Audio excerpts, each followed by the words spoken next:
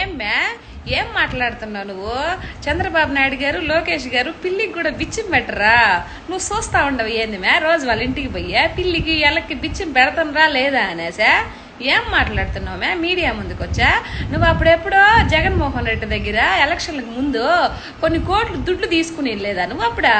అప్పుడు ఏదో మీడియా ముందుకు వచ్చి పిల్లి ఎలక ఏదో పిట్ట కథ చెప్పి నువ్వు చూడు. సో ఆ పిట్ట కథ వల్ల జగన్మోహన్ రెడ్డి గారు ఓడిపోయా.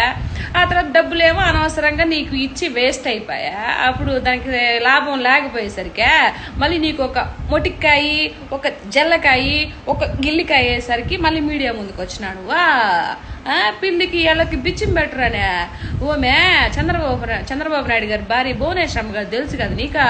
2 కోట్లు ఇచ్చింది మే విజయవాడ మునిగిపోయినప్పుడు వాళ్ళకి. మీ జగన్మోహన్ రెడ్డి ఏమి ఇచ్చింది మే చెప్పు? ఏమి ఇచ్చిండు? Water bottle ఇచ్చిందనే.